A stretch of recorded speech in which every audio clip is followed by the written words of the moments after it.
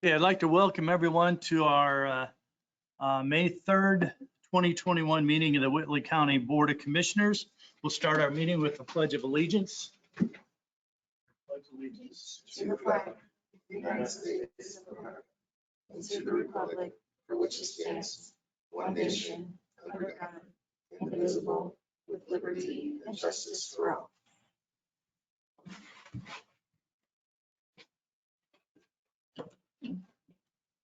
Okay, the first thing we have on our agenda is our employee recognition. And what we do is we recognize our employees that have over 20 years of service. And we have about 5 of them today. We have Steve Shipman. Is Steve here? He has 32 years of contribution to us. Steve's not here. Brandon? The next one we have is Jeanette Harold. Is Jeanette here? Jeanette had 30 years. Kevin Alexander, 28 years of service. Then Mike Rumsire. All these people from the highway department, nobody's here. 21 years of service for Mike. We want to thank all these people for their service, and we really do appreciate all they've done for us. Okay, next on the agenda, we have Attorney Matt Shipman. The only thing I have to report is related to the purchase of the Armstrong property. After our last meeting, I did reach out to Don's attorney, and they subsequently contacted their accountants, tax advisors to figure out the tax impact of buying it all at once.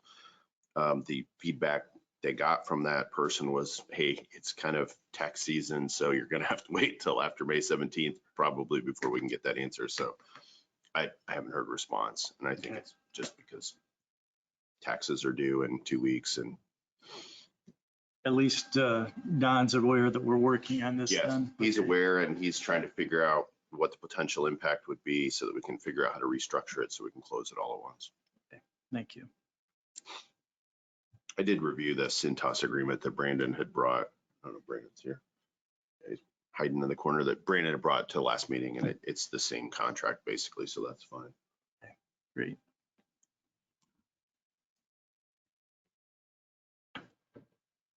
Okay, Bowen Center update.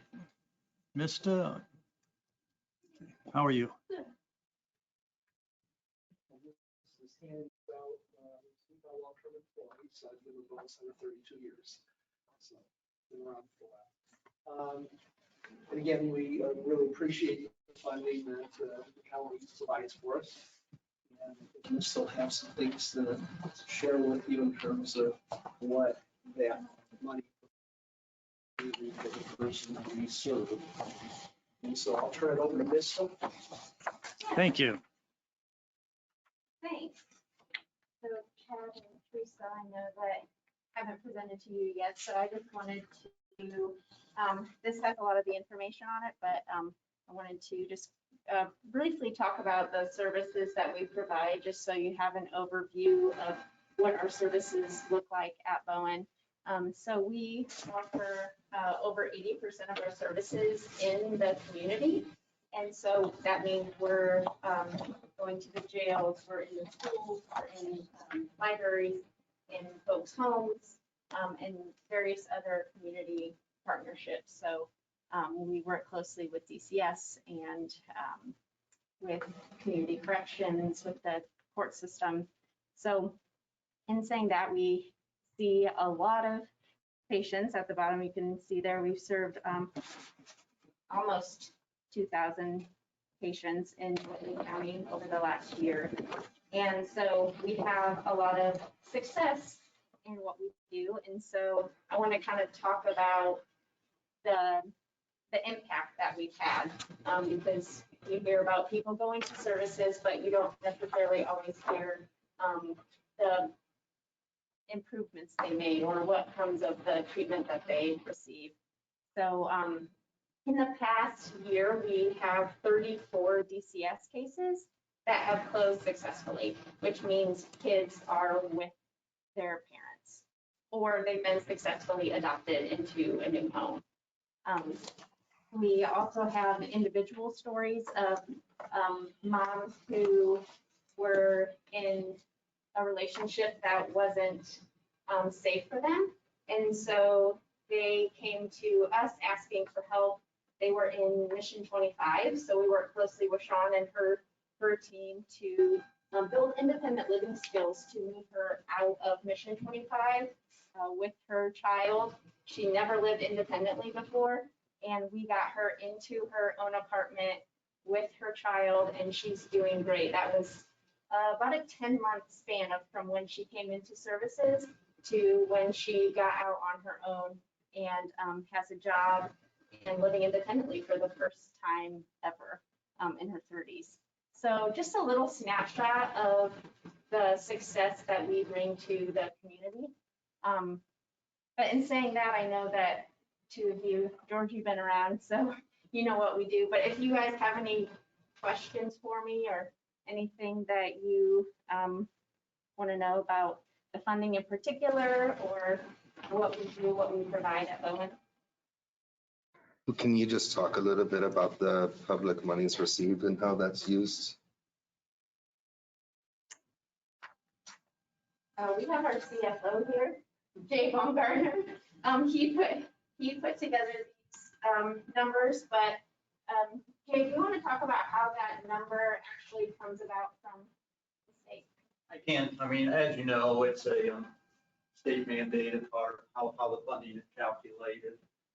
But basically, we use that funding in Whitley County to provide the assisted care to patients.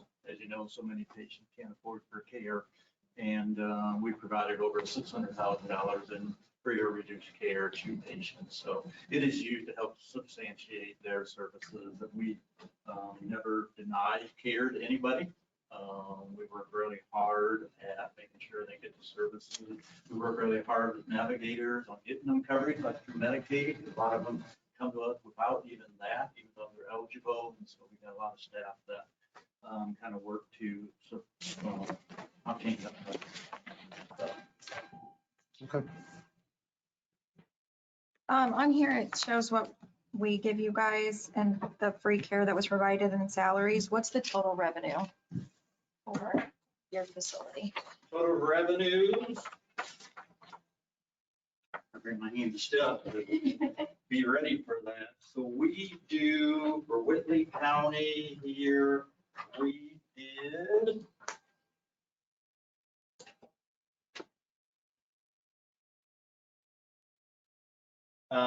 It's in the neighborhood of about 4.3 million. Okay. Service.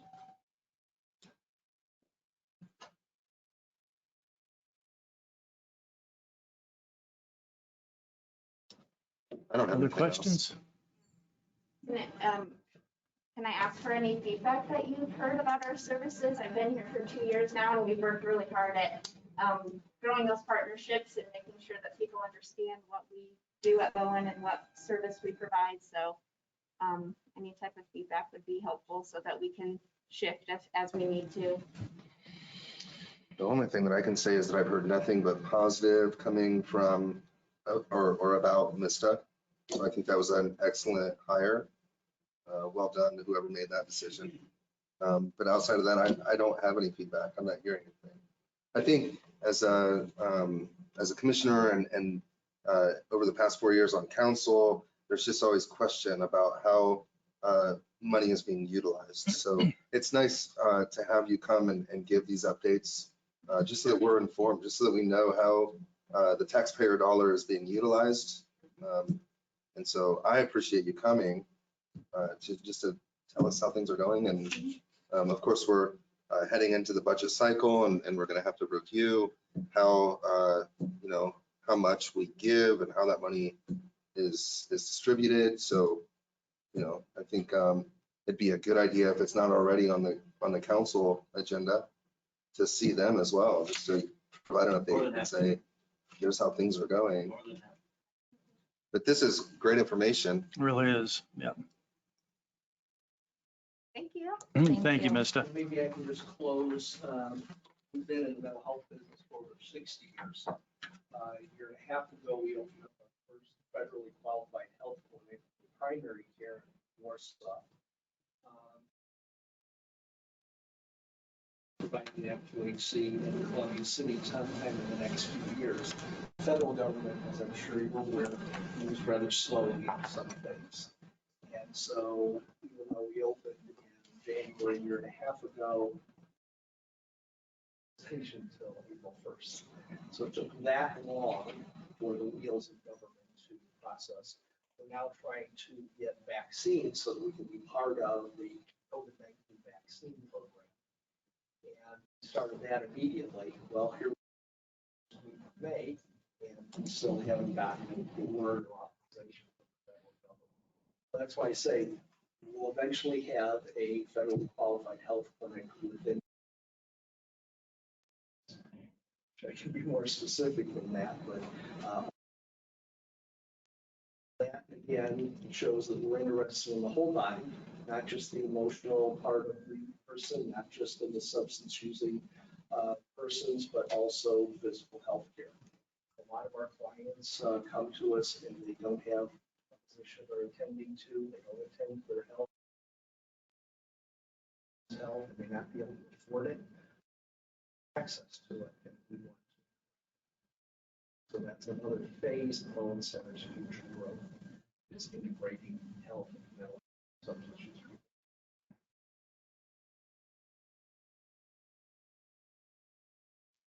Sure.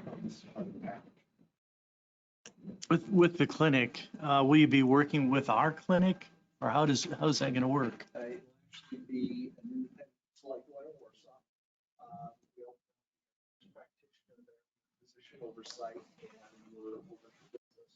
We coordinate with other physicians. We get referrals actually from the hospital physicians. So yes, we do want to be a partner for persons. As we know, it's hard for a medical practice to sustain if they have patients who can't pay for their service. And all physician groups have a certain percentage of that because that's just what they're doing. Whole population or a large population non-paying patients, it's hard to pay your bills. Because of the federal rate that we will get, that's how we do it. The government pays us when we see those patients a more favorable rate. Yeah. So, plus the collaborator, but frankly, hospitals and other physician groups like it when we come, feel good conscience about moving those patients over. So, How long have you had the one in Warsaw in operation? about a year. Okay. I guess I didn't understand that you'd had one in Warsaw. So it'd be good to find out what they're doing and how they're working. Certainly will visit if you like. Okay. Yeah, you can invite them, we'll give you a tour if you like, so you can see how it works. Thank you. If you have any questions, you know, we'll listen. Okay, thank you. Thank you. Thanks, Mr.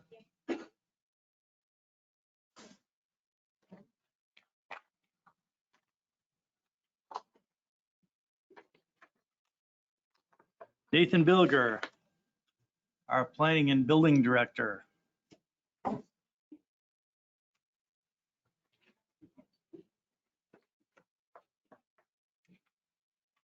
Thank you. I have one acceptance and approval.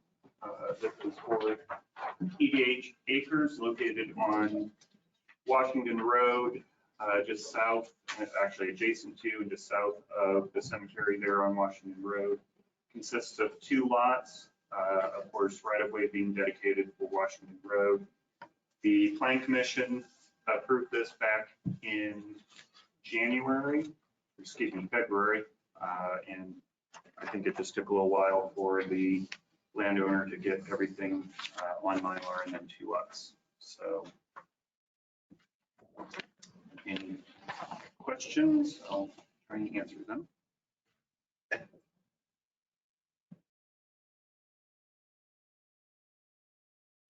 I don't have any questions. I feel comfortable making a motion that we approve EDH Acres as presented. Yeah, we've got a motion to approve EDH Acres as presented. Second. Got a second? Further discussions? All those in favor, raise your right hand. Opposed, the same. Thank you. Thank you. Well, you're signing, I'll let you know. The comprehensive plan update is coming into its final stretch. We're looking at the public hearing, the required public hearing coming up. Plan Commission is going to hold a special meeting just because of the unique nature of it. It's going to be a little later than we had hoped for because of scheduling issues, but it will be Thursday, June 10th at the regular 7 p.m. time. So we'll make that public once the actual review draft is available later this week. But just wanted to let you guys know that that was on track and That was June 10th again. June 10th, Thursday, June 10th. Thank you. Okay, anything for Nathan? Thank you. Thanks, Nathan. We appreciate what you do. Thank you.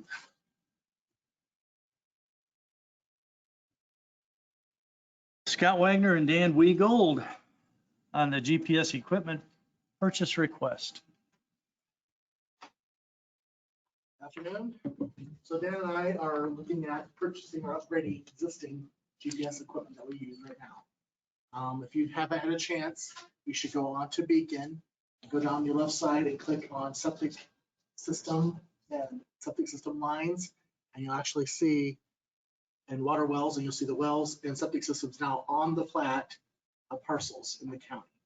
And that's the work that I've been doing since 2002 by actually physically walking over every location with this equipment.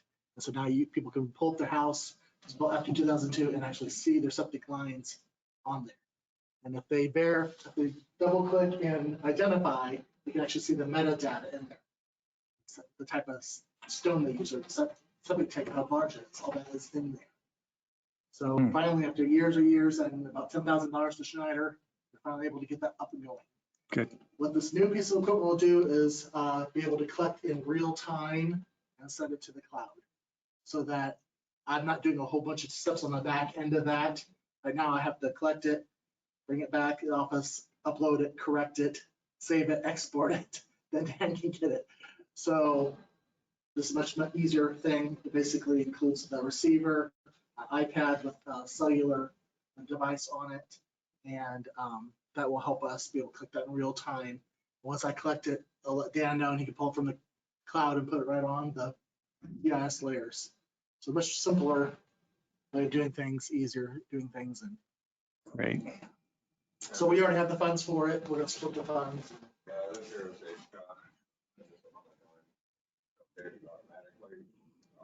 Now, it won't be able to be it until the next day, but if you can click on and see the miles this man has walked over the course of time, it's quite amazing.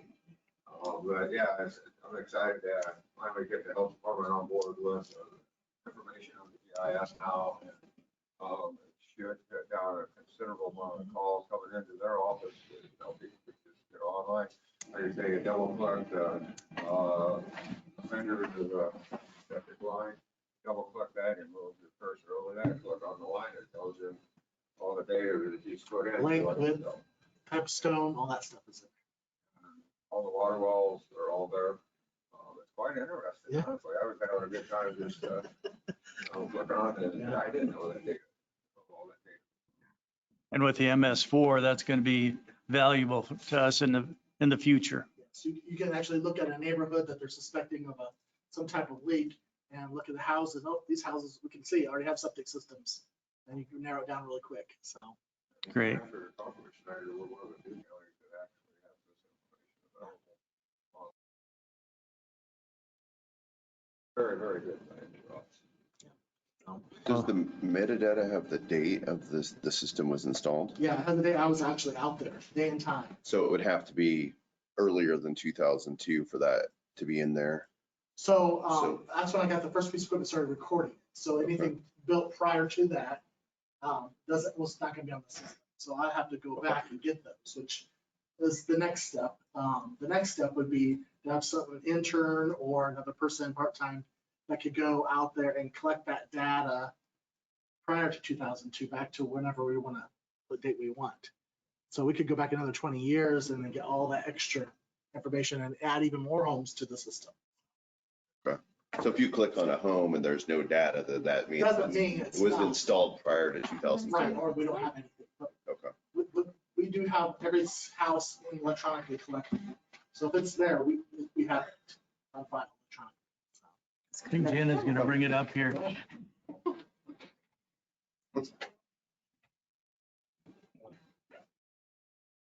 So,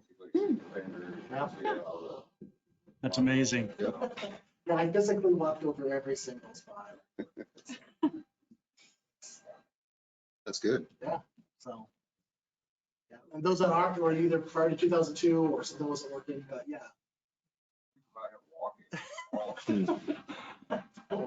Great. So we'd like to just get a vote of confidence to the council. Again, we already have the funds for it. Just since it's almost a $10,000 purchase. Sure. So I think we're looking for a favorable pass to the council. Yeah, do you just need consensus, or does that need to be a form of motion? Why don't we do a vote on it? I move that we would send a favorable pass for the purchase of the equipment to council. Okay, we've got a motion for a favorable pass. Second. Got a second. Further discussion? All those in favor, raise your right hand. Oppose the same. Thank you. Thanks for all you do. Okay, the next item, we have a court order that we obtained on the property in Quincy. Property address 5045 East Duffin Street. We have been out there quite a long time. And all the notice that we've given, all the notice that's gone through the attorney's office in court, there's not been any response at all to these individuals. I've actually went out to the house and posted the court order on the house, and they took it down. So they must know about it, but they have not responded to us at all. And it's a very, I don't think it's that significant. It's only like $3,250. Enough, it's not that big of an issue. It's just more time and effort getting things out there to clean up than anything. But they've not been responsive at all to our requests, so. I think there's a car involved in this as well, so Toby. It's very hard to find somebody willing to go out there. Yeah. Where's Duffin Street? So as you go over the bridge and you take the curve to the east, it's the straight, where they go straight. It's the first street north, first street south of the tracks. Okay, It's east downhill. It's in Quincy. okay, Yeah. Yeah. okay. The neighbors actually, we're trying to get them cleaned up too, but the gentleman's in a nursing home somewhere, we can't find him. They get permission to do all this, but this was the worst one, so. They just give permission to go ahead and hire the contractor. Obviously, his bill will go on your taxes, this home. Should be able to collect it. Okay. It's a fairly nice property. I'll make a motion that we approve the health department to clean up 5035 East Duffin Street, Columbia City, Indiana, 46725. Okay, we got a motion to approve the trash cleanup. And I'll second. Second, discussion? Yeah, I do have a question. Were there any other bids? No, I couldn't get anybody else to even bid on it. Okay. Since it's such a lower thing, it's not like a bid that you put in the paper or anything. You usually try to call your bonded contractors. Sure. Nobody else would even- All right. Yeah. It's unfortunate. I mean, they also have a $2,000 fine that was in the court order. I did look in the house when I posted it, and it's just completely full of trash, so I don't know what's going on here, but we gotta get the outside cleaned up, so. Okay. Okay. Any further discussion? All those in favor, raise your right hand. Oppose the same. Thank you, Scott. You want an update? Yes. Yes, please. So as of last Friday, Whitley County is at 32.5% of fully vaccinated individuals who are able to get the vaccination. So that'd be 16 and over. So at 32.5%. Historically, 40% is a good number, so we're getting pretty close to that. We're over 13,500 vaccinations since January. So that's quite a bit for a little Whitley County. That does include other individuals from other counties, of course, But still, for us to walk that many people through and get that many shots is quite a feat. We have stopped receiving vaccine from the state because we have extras because of people not showing up. So we have plenty to get us all the way through June without getting any extra supplies. So we're set for that.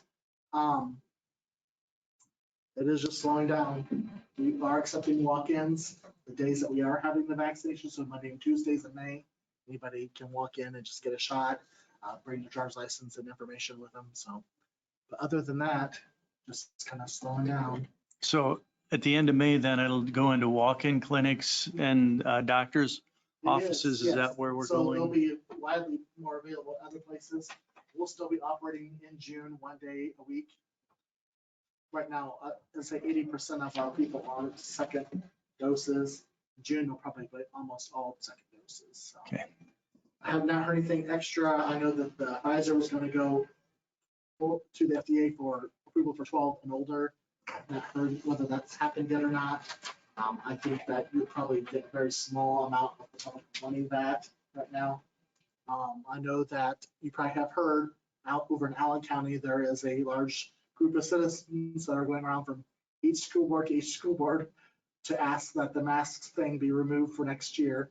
I have had some people call me to ask about that. I told them the best thing that they needed to do is come up with a consensus first before they come to any public meeting. And that may be that we should sit down with them first, because they'll need to address the school board and probably need to address the commissioners as well. So they need to make sure they have what they want in place, not come and do screaming and yelling. Yeah. I've heard from some people too on that. So, again, all this has been governor stuff. There's nothing that Lily County has done over and above with regards to masks, schools, or anything like that. So it's all been governor. I have not been told anything Okay. that the future might bring. So I think it's going to look at numbers. We'll probably heading down to yellow here in the next couple of weeks. We've had a couple of days of 20 and 16, but everything else has been less than 10. We'll probably be blue once the school gets out. We do have an Optum testing site out at the storage centers. But out there, they've seen a total of 6 people in 5 days. So.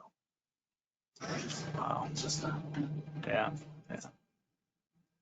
Interesting. I did hear where they're looking at it, coming out with a pill now that, Pfizer is working on the pill, actually testing it now, that when you take it within 72 hours of symptoms, just like the Tamiflu, very similar. I do believe that probably near the future, you will not have to get a shot. You'll have that, or if it will be a combination with something other that you would normally get every year anyway. I think you'll probably be advised to like the shingles and the pneumonia and everything else for 50 and older, probably. Yeah. Commissioner, you have anything more? No, thanks for everything. Nothing. Okay, Thank you. Thanks, Scott. Jana, advanced timekeeping system with So- Lau. Yep, Okay. so Andy Lau's here. So Okay. I Andy? can just go over a little bit for you. As you can see, I gave you the quote, and then I also did a cost comparison for you with the right stuff, the setup cost, and then the yearly cost. It is definitely a cost savings for the county. I don't know if you have any questions, but I know a big question has been, is everyone going to be able to have to clock in and out? That's something we can decide later. Right now, I'm really just asking for the software, that can, and again, time clocks will be involved. It'll be a different cost. So again, just the software right now. But we had a demo. It's very user-friendly, much more user-friendly than the right stuff. It'll be easy for employees to navigate, department heads. I think it's great. It'll integrate with our financial and payroll software much better. It'll actually talk to each other instead of having to do something in both systems for our office. I just think it's a great way to go all around. So if you have any questions for Andy, or if you want to. Yeah, I mean, just to add on to that, historically, as a company that did payroll and financial, time and attendance kind of fit in between those two solutions, but was always, something on the outskirts that, we didn't really get ahead of. And so at the time when time and attendance became, a more popular solution, we felt that it was best that we stayed away from it and allowed the customers to make a choice in terms of what solution they chose. I think overall, COVID certainly exacerbated the need for time and attendance overall. But at the same time, we had about 10 years there where we had customers choosing what system they wanted and just, passing a payroll file, which we are doing now, and it does work. But overall, what we felt we saw and what we heard from our customers was that they appreciated our customer service, wanted to pick up the phone and call us for help, wanted to get us in the middle of any issues as they arose, and they weren't really getting the level of service necessarily with different vendors that they always wanted as one point of issue. The other piece of that puzzle being that the systems didn't necessarily communicate. So if you added a new employee in the payroll system, you needed to add that employee to the time and attendance system as well. If that employee left a department, moved to another department, or the rate changed or anything else that would have an effect on time and attendance, you now had two systems you need to do that in. So with COVID and with the big change, we decided as a company that we needed to team up with somebody and offer somebody that would give us a lot more control over the product, over the support, over the implementation. We felt that there was some need for more implementation, communication, or better support. And so Advanced Time, obviously, we've been a partner with them for about 10 years. They were our first partner we ever had. And they jumped at the opportunity to partner with us and create a full integration between payroll and time and attendance, number one, and give us the flexibility that we were asking for in terms of support and implementation so that we could have our hands in this and be a part of the solution rather than if there's a problem, going on and we're in the middle of it, you have the county going directly to a time and attendance vendor and we don't find out about what issues are happening until 2 months down the road. Now we can be a part of that from day one. So that was really our big push in terms of time and attendance. It's been really well received by our customers. And so, I would say that we do have 4 contracts on the books now that we're going to be implementing before we get to Whitley. But certainly if that was a decision you guys made, we would work that into the schedule and start the process of policy review and making sure that we're doing everything that we need to do and setting up the system in the way that Whitley County wants to set up. And also, as a part of implementation, one of the things that I think needs to be discussed, maybe not as much here because you've already gone through this once, but if there is pieces of policy that don't necessarily make sense, we'll certainly call attention to it. And it will be the county's decision as to whether or not they want to look at that policy in a little deeper perspective and decide that they want to make a change to it to help the overall time and attendance system and to help the auditor's office. I mean, when you do these types of implementations in county government, there's always different department rules all throughout, and you wind up all these vendors can do these types of things, one-off scenarios, but you wind up with a lot of gray area. It says one thing in the policy, but there's 3 different situations in which that policy gets usurped for this reason or that reason or the other.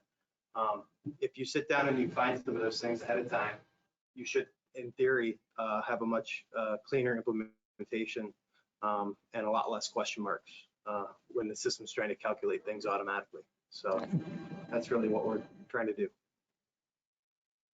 Thank you. Questions? Just for Jana, have we already paid our annual fee to the right stuff? I don't think so. And then would you have a plan in place of when to roll over from right stuff to the new Advanced Time? And that I would probably work with Andy on. I wonder if it could just be a clean break from one to the other, get what we were already paid for, and then start using. We have already, service. we paid the right stuff in February. So we're paid through the end of the year. So would it make sense if we utilize what we paid for to get us through the year and then roll into a new service at that time? I mean, I'm all in favor. The big thing here for me is that there's a huge a cost savings, and I'd love to see that. And I've heard nothing but great things about your systems that we currently use. I'm wholly in favor, but I just want to make sure that we're not paying twice for a service. And I can find out, I can review our contract and see Yeah, what we can do, so. Well, I will say too, like I said, we do have 4 ahead of you, so it is gonna take a little bit of time. I want to make sure that those are off the ground and moving in the right direction before I take on any more. But certainly, getting that on the agenda and making it a priority, we can work with whatever. And I think there's probably a period of time there, if you're paid through February, then, you could work towards a solution where you're trying to substitute one system with another. You may for a period of time attempt to use both to make sure that you get exactly out of the new system what you're expecting to get before you really cut off that other system. So you may have a little bit of an overlap period there as well. and I'm totally fine with that as well. If we're working within like maybe a 2 or 3 month time where we have both systems and we're integrating into the new system and have the old system to fall back on. But I just look at it like if we paid through the end of the year, let's get what we've already paid for and then rolling into the next year.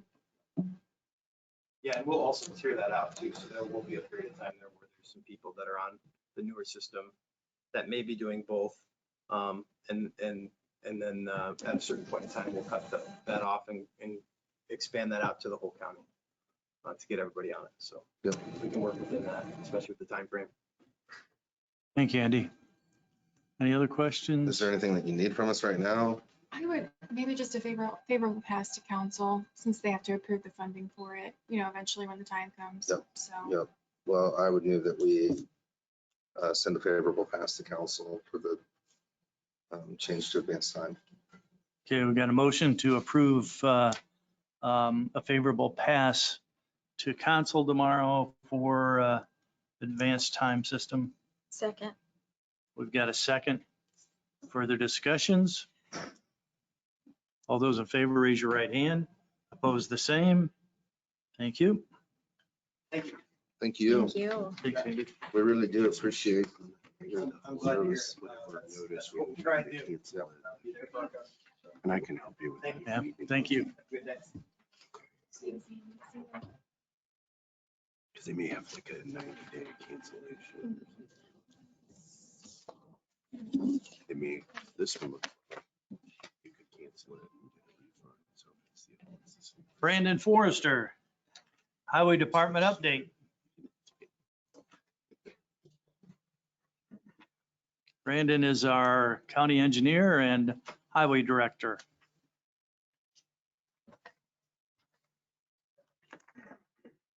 As Matt mentioned, we are up for extension on the renewal of our Centers agreement.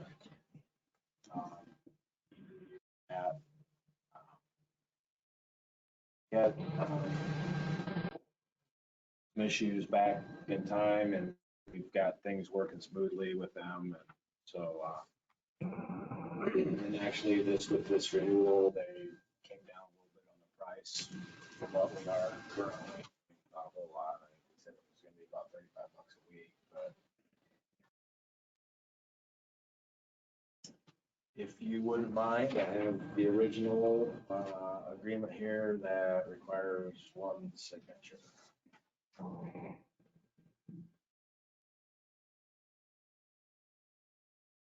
I'd make a motion that we allow George to sign. I'll second. Got a motion and a second to approve the Cintas agreement with the highway department with the chairman to sign. Any discussions? All those in favor, raise your right hand. Opposed, the same.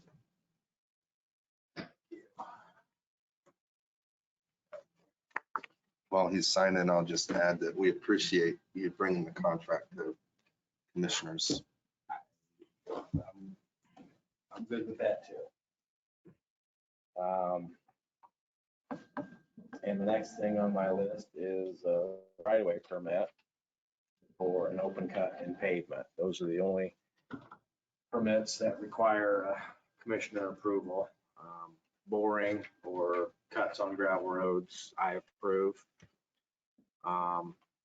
This is one that NIPSCO had a new permitting person assigned to Whitley County. And they didn't apply for a permit before the work was done. So in addition to an approval, we need to decide if we're gonna give them a one chance break on something like this or start with fines, because that was the whole idea of this, was fees and fines, with fines being stricter for not getting permits. When was the work done? Why didn't they ask for a permit before? New permit technician that was used to working in Kosciuszko, and she was assigned to 3 additional counties. What's the fine for that? It is a minimum of 1,000 and not to exceed a maximum of 2,500. So I presume that, and that's not spelled out specifically, but I would think that if we were going to fine, 1,000 the first time and then incrementally if it happened. May I see the application, please? Thank you.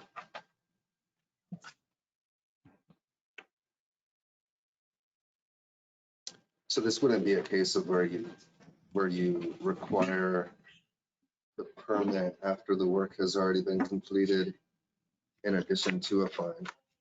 Or would the fine cover the fee for the permit that they skipped? Yeah, that's a good question. I don't really believe, I'm not sure if we specifically addressed that in the ordinance. It's just, there's a permit fee, you gotta have a permit, and there's a fine for not getting a permit. So I think if you took it literally, it'd be both. I think it would be appropriate that they pay the permit fee and they also pay the minimum $1,000 fine.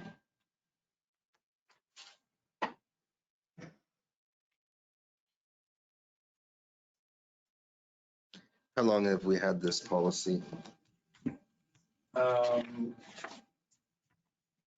The ordinance was adopted December 21st of last year. 2020. It's fairly new. I mean, it's really recent. Right. And when we passed that, you disseminated the information.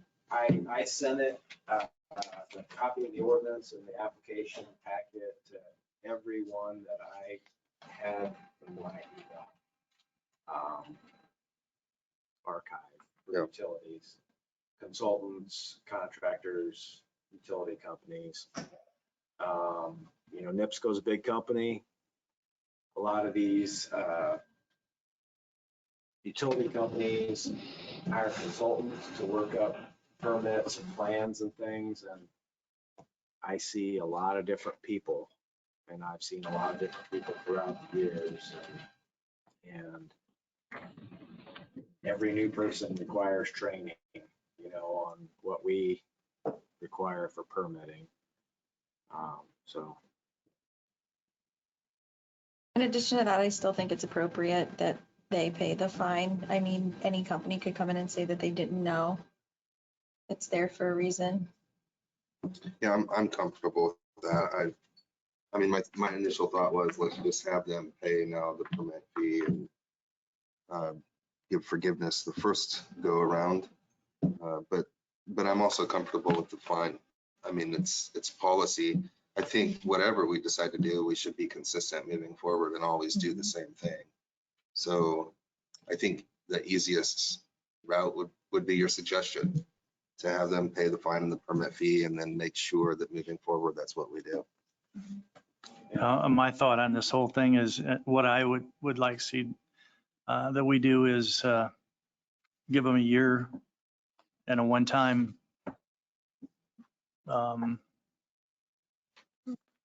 if they have a problem one time, do away with the fee or the penalty, and just for one time in a year's time, because we did just apply this penalty. So I would like to give them a year, but I'm okay with, if that's what you guys want to do, that's fine.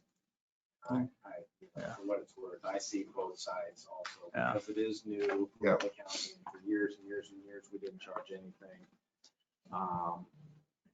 But the other side of it is not like Whitley County is the only county that charges fees for right-of-way cut permits. And so, you know, it's kind of their responsibility to know what the permitting requirements are. It's the same if you go build a house, you know, you check with the building department.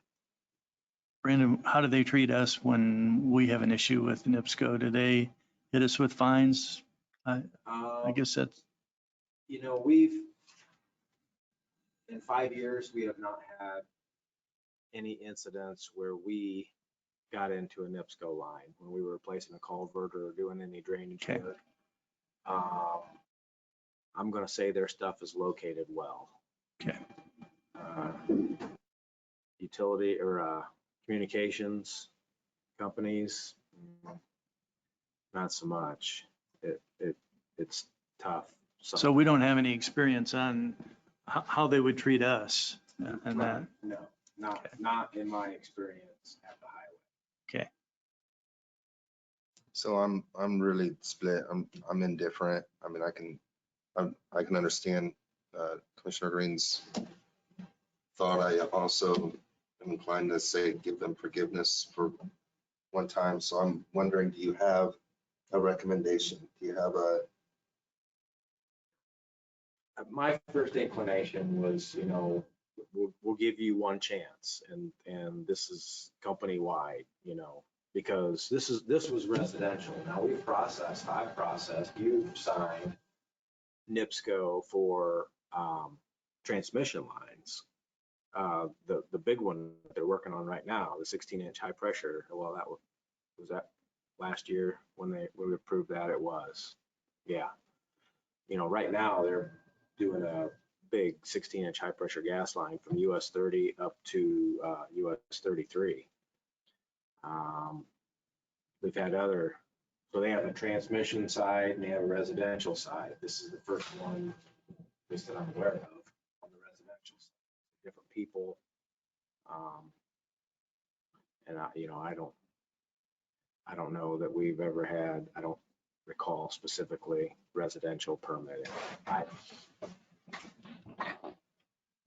Sometimes, you know, it's good to give them one chance. I totally, I could go either way too. My first inclination would be to give them one chance, company-wide. At what point in the process did they realize they had to fill that out? One of our guys caught their contractor out there working.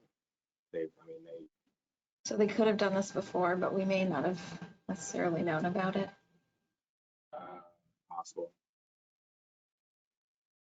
Possible. I everywhere all the time. Sure. Well, in fact, I got reports. I didn't go out there. I didn't feel I needed to go out there. I was told there was 3 holes in the road, and this is Stolf Road that was paved 2 years ago. But this gal says we only put 1 hole in the road. We don't know where the other ones came from. So, you know, there could have been other contractors out there tearing stuff up that we don't even know who it was. So if we give forgiveness for one time, is that just for this first year that we have this since what was it, December? December, Yeah. Sure, December 21st. Or do we say that everybody just has one forgiveness? You know what I'm saying there? Is it? Therein lies, you know, another problem, because now we've got to go a year with forgiveness. You know. The hard part a little bit that I see is if you don't have a forgiveness, is that what if the next one is somebody that Brandon didn't let know, not on purpose, but wasn't in his email chain, and they do one, and then you've hammered NIPSCO with this one, you really, like Chad said, have to treat everybody equal. And then the next person might be hard to find them, but you probably have to because you did NIPSCO. That's the part I could see, is that if you get that slippery slope of, hey, dark line in the sand, everybody's got to. And that's a good point. After 1 year, somebody new comes along, you can say, look, it's been this way. It's been a year, You know, we're not unique in fees. I don't know. I can see both sides of it too, but that's just my fear, is that NIPSCO is a huge company. $1,000 isn't going to matter to them one way or the other. But what if? I mean, in general, I can't with think of it. working with NIPSCO, we work well with NIPSCO. We've just never been in a situation where we cut one of their lines and they're imposing fines on us, you know, which they would, you know, be entitled to as long as it was located correctly. But working with them on bridge projects or culvert projects, I mean, they do work well with us. Not that, you know, that's kind of independent of what he's saying. It could be a different company that we've never worked with before, but. I'd like to make a motion that would require up until December 31st, anyone who's found out after the fact without a permit still has to pay the permitting fee on any fees associated with it, but that we offer forgiveness while the policy is still being, being circulated. For one time per company. For one time per company for the year of 2021. Got a motion? I'll second. Second? Discussion? All those in favor, raise your right hand. Opposed, the same. Thank you. Signatures. And so maybe I should have brought the next thing up before this, but we have a project going on that RDC, Regional or Redevelopment Commission, is funding at Gateway Industrial Park. And it involves some relocation of gas lines that are conflicting with proposed storm lines. So RDC has taken bids for that project for construction, and NIPSCO has been put on notice that they will need to relocate their facilities for that project. I guess I would request or ask for consideration, because this is a county funded project, that otherwise they would not need to, they're not putting new facilities in. They're not putting a service in for a new home. It's a project that we're telling them, we need to do this and we need to move your stuff, that we consider waiving permits. You know, plans have been drawn up by the consultant for RDC and their engineers. There's going to be work going on for a few months probably out there. So we're going to be able to keep an eye on things and just.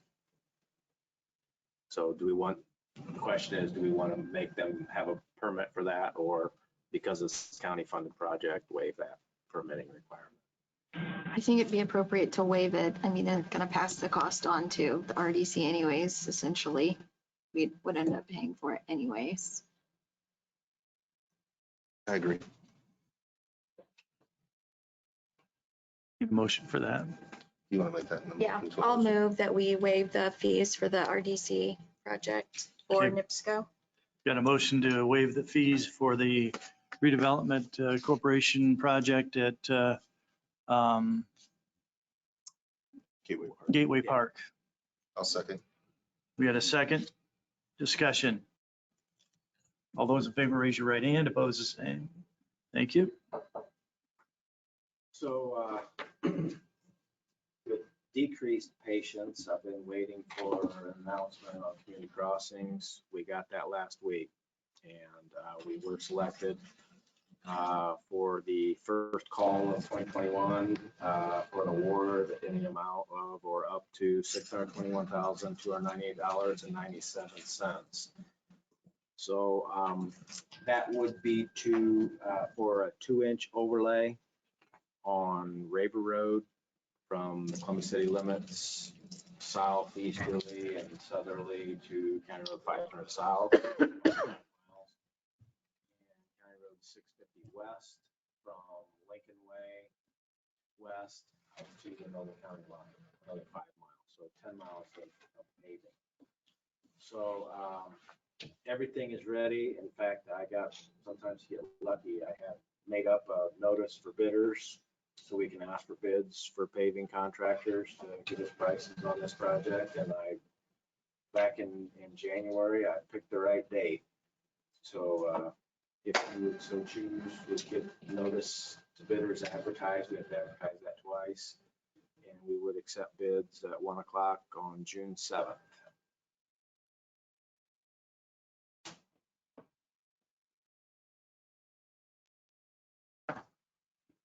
So what exactly do you need now? Do you need a Just- motion that we Advertise. advertise bids? Yes. So I'll move that we advertise bids. Second. Got a motion to advertise bids for our project on Raver Road and 650 West. Got a second discussion? All those in favor, raise your right hand. Opposed, the same. Thank you.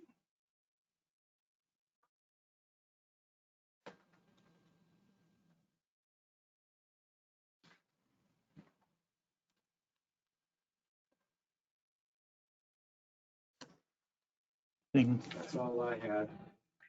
Thank you. Thank you. We're still trying to work on the plan. We were really waiting for this announcement before we move forward with our plan. We need to look at our budget and our roads, condition of our roads. I'll come back with that, hopefully next time. So Brandon, was this community crossing, is that a one-time deal for 2021? Or is there another one coming up at the end of the year? There's 2 calls per year, it's supposed to be January, July. Yeah, And I don't think it's completely out of line yet. It could be getting close. It was my plan to apply in July for another project because I knew this wouldn't be the full $1 million. But I would like to resurface 800 East from the railroad tracks and SDI down to 500 South, about 1.6 miles, as well as do some grade adjustments at the railroad tracks. so that would be on the second grant request though. Right. Okay, And we could request up to the difference. This was 621,000, so 379,000 we could request at the second call. okay. Any other questions for Brandon? Thank you, Brandon. Okay. Thank you.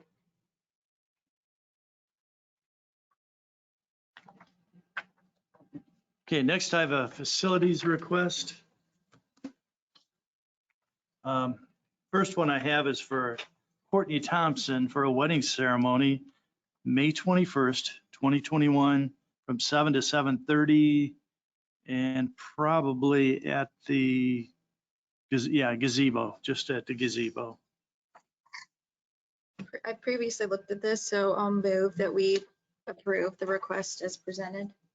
Got a motion to approve as presented. Got a second discussion. All those in favor, raise your right hand. Opposed, the same. Thank you.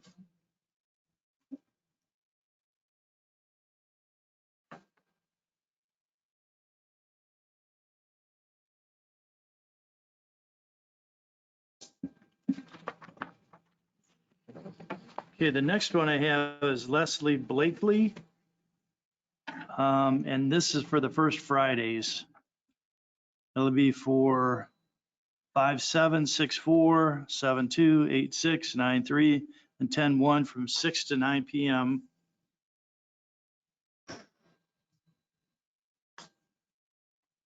And that's for requesting the use of the courthouse lawn for the first Friday's events, an event banner on the northeast corner from Monday to Friday on the week of each event. I'll move that we approve that request as presented. Got a motion to approve request as presented. Second. Got a second.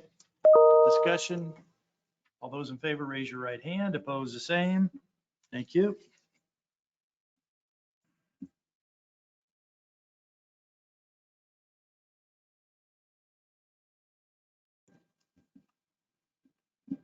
Okay, the third one I have is for the National Day of Prayer. And that's for the courthouse lawn and gazebo for May 6th, 2021. I move that we approve it. Got a motion to approve. Second. Got a second. Discussion. All those in favor, raise your right hand. Opposed, the same. Thank you.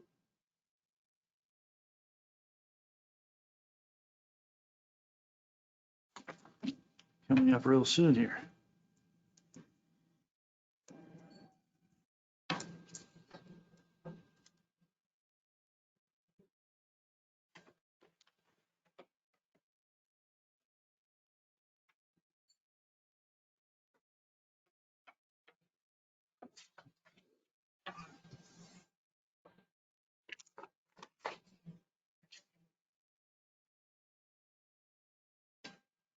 Okay, we got payroll and accounts payable claims approval.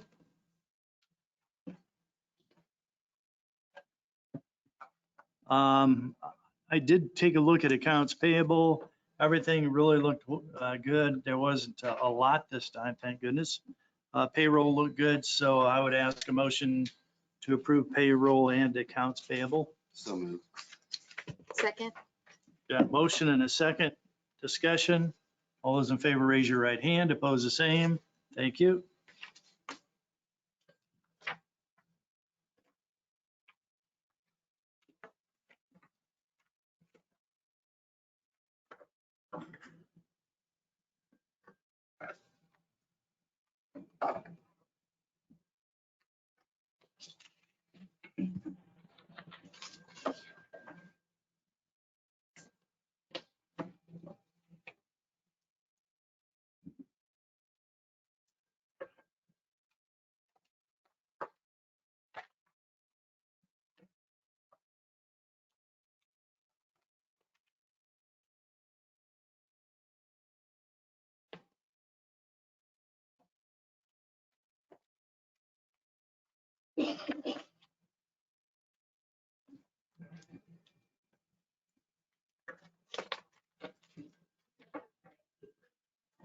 Okay, next on the agenda, we have previous meeting minutes approval, and that would be for April 19th, 2021.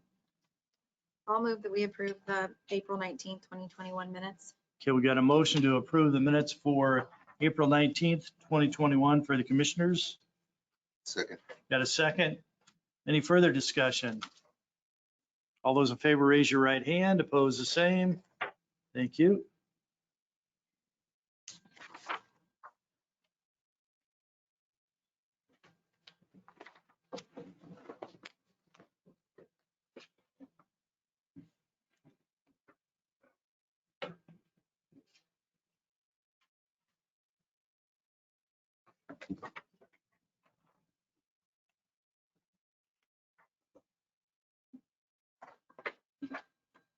Matt, did you have anything further? I did not.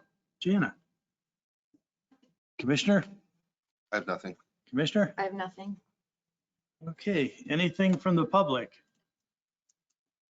We appreciate everybody coming for the meeting, and we'll adjourn at this time.